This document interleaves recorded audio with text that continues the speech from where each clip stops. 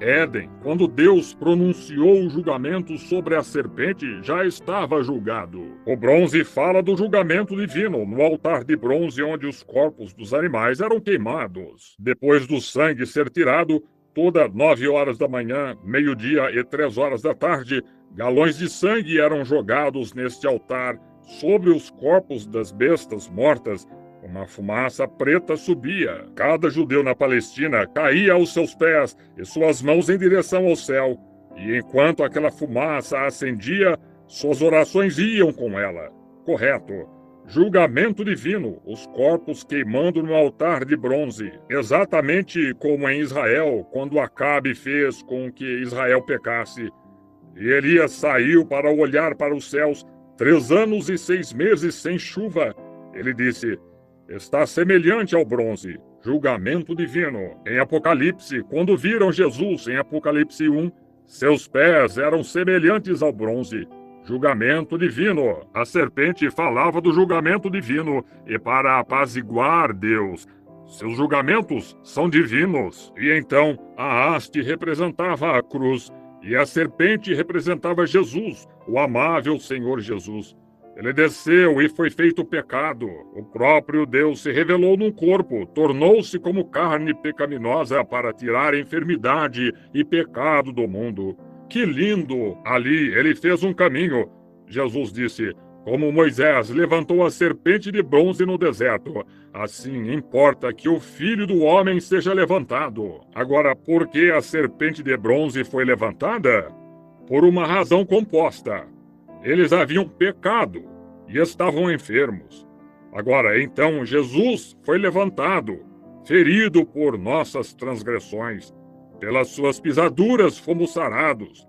Razão composta. E ainda é tão real esta noite Cristo curar os enfermos como também salvar os pecadores. É mais milagre ele salvar um pecador. Ele tem que mudar seus caminhos. E certamente que, depois dele já ter mudado, ele saberia como crer em Deus para a sua cura. Vem o que quero dizer? Outro lindo tipo, rapidamente. Aconteceu de eu lembrar no livro de Ruth. Muitos de vocês passam por cima desse livro, não pensam, sem pensar o que é. Esta é uma das maiores histórias ali de um tipo de Cristo, de todo o Antigo Testamento. No primeiro capítulo do livro de Ruth, Noemi, a palavra Noemi significa agradável. Ela, seu esposo e seus 2 filhos saíram da Palestina, tipo da igreja. E eles saíram da Palestina, foram para a terra de Moabe. E ali eles se alojaram fora de sua terra natal. Isso é o símbolo de apostasia, como fez Israel. Qualquer judeu que saía da Palestina estava fora da vontade do Senhor. Deus deu a Palestina para os judeus e disse: permaneçam aí. E Ruth saiu, ou não Ruth, mas Noemi, e seus 2 filhos se casaram. E todos os homens morreram, seu esposo e os 2 filhos. Ela saiu a voltar para sua casa. Suas noras foram até parte do caminho com ela. Uma delas levantou seus olhos e olhou para trás para sua terra natal. Ela voltou, porém Ruth, a moabita, ela não foi.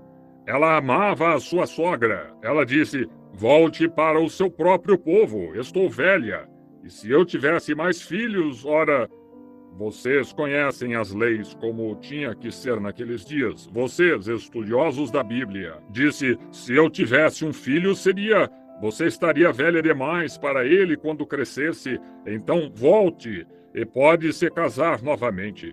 Oh, gosto demais disto. Noemi, agora o tipo da igreja judaica. Ruth, o tipo da igreja gentia. Note, e agora eis que ela volta, veja. Ruth, sendo gentia, adoradora pagã, ela olhou para trás e disse: irei contigo. Onde viveres, eu viverei. Onde morreres, eu morrerei. Onde fores sepultada, eu serei sepultada. Que seu Deus seja meu Deus. Esta é a igreja gentia, aceitando a salvação através de Jesus Cristo, nosso Senhor. Observe que linda figura. E agora eu queria que tivéssemos tempo. No 2º capítulo, em Ruth, revela o seu tempo para retornar, quando ela volta exatamente no tempo da colheita, na estação da cevada. E quando ela viu, olhou para a terra natal, ela chorou. Eu anseio chegar na Palestina. Veja, elas estavam chorando quando viram a terra natal. Aqueles judeus aos milhares chegando na Palestina.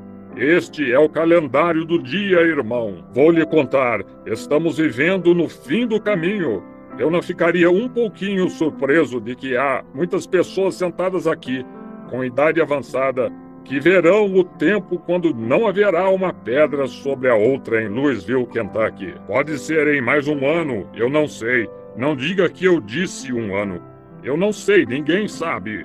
Mas estamos no fim do caminho. Eu sei disto. Aquelas bombas de hidrogênio e coisas estão prontas para explodirem a qualquer hora. Os judeus estão voltando para Jerusalém e a estrela de Davi de 6 pontas, a bandeira mais velha do mundo, hasteada sobre Jerusalém, a primeira vez em 2000 anos.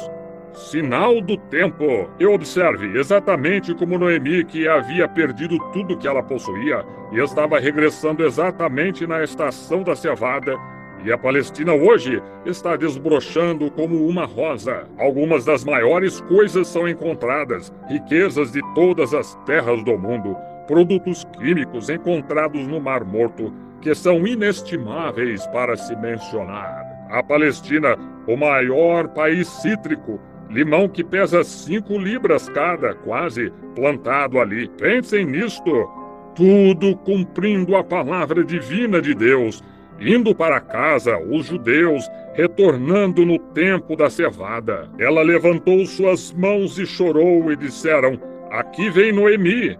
Ela disse, não me chamem de Noemi, pois Deus tratou amargamente comigo, não sabendo o que ela estava trazendo consigo. Mal sabe o judeu que sua rejeição a Jesus apenas dá ao gentio um lugar para entrar.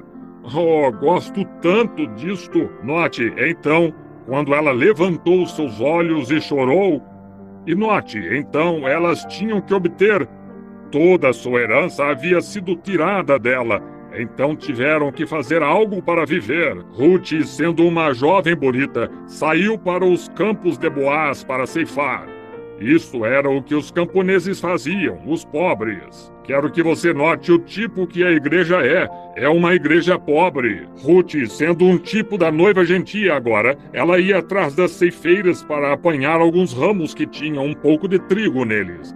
Debulhava-os assim em um saco para viver, ceifando, descalça, nos campos de Boaz. E Boaz era o senhor da colheita, representando Jesus Cristo, o Filho de Deus.